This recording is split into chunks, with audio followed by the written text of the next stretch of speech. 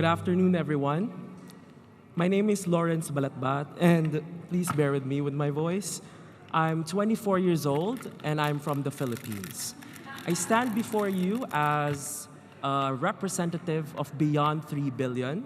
And today, I bring to you an example of democracy in action, but one that needs your support to stay afloat. We are some of 1.8 billion young people between ages 15 and 35 in the world today. That's the largest youth population that the world has ever seen. This demographic is projected to grow to about 3 billion by 2030. In fact, beyond 3 billion. However, in most cases, the avenues where policies are created and implemented are often dominated by, if not exclusive to, people of older generations. And the logic is easy. When you're older, more experienced, hence, you're more competent. That's the easiest logic to follow.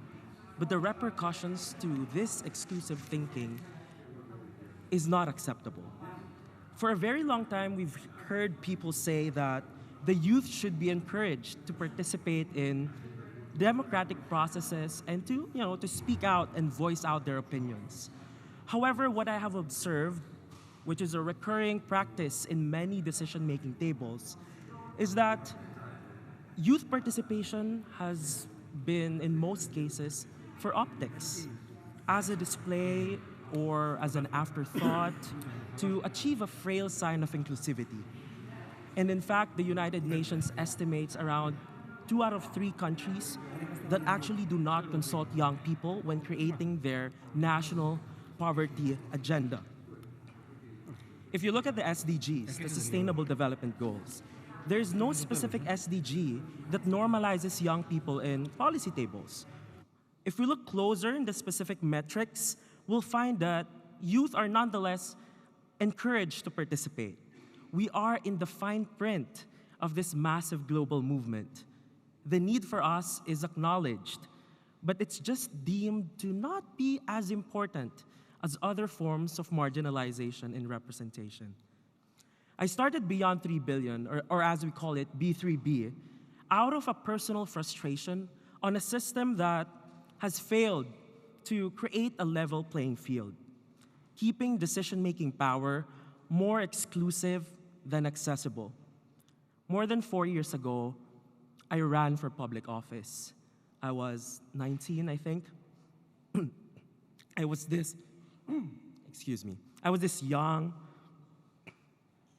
driven,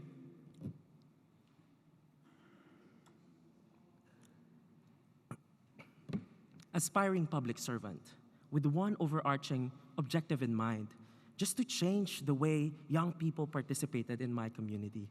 And that was it. I poured all my energy, my meager resources into this campaign, and I faced all imaginable risks young people go through when they try to get that seat at the table. And I lost. It was a very challenging experience, but it opened my eyes to the reality that young people, when they attempt to enter that room, will always have to prove themselves beyond motivations, agenda, or qualifications.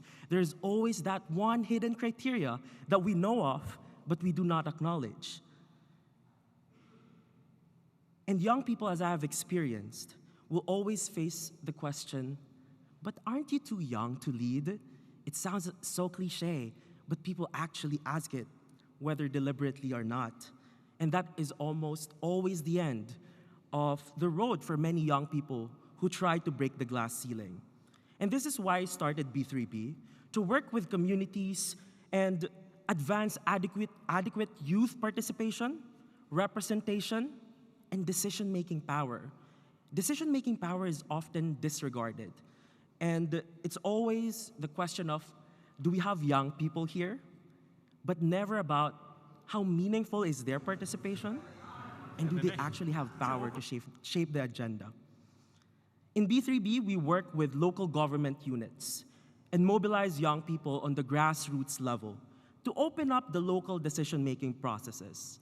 And we are now trying to expand our work to involve national government agencies and national parliaments, and we're receiving good feedback. But we need more.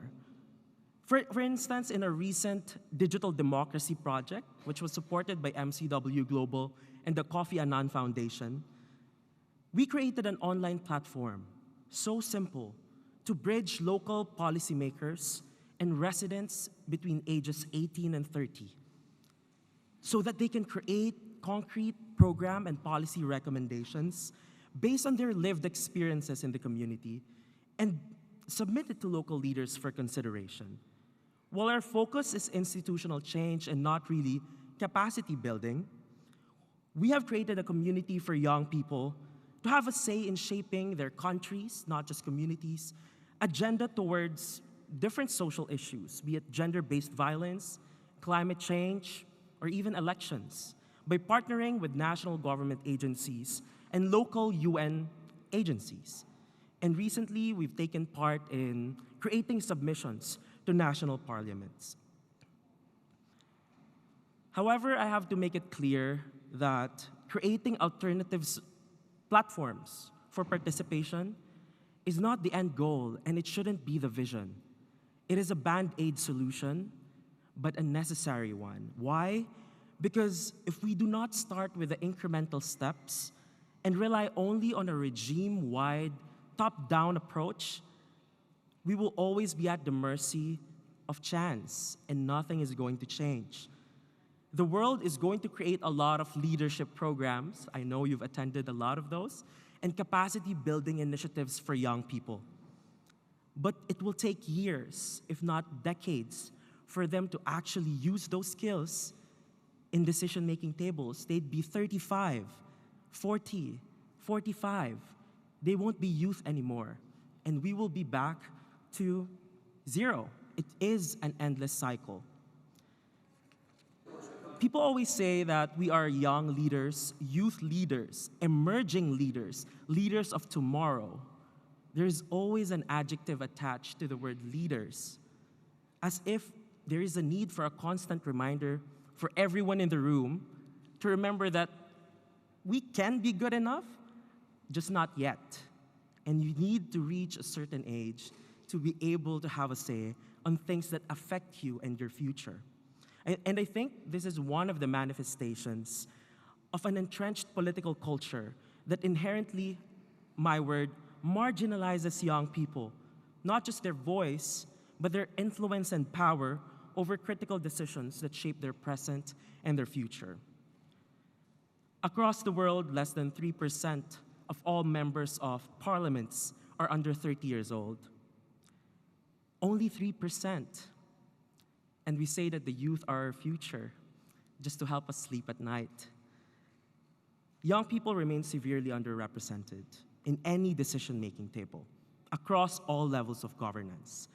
And this has to end. So I encourage you to join us. We are a small organization, but join the Beyond 3 Billion fighting for their seat at the table.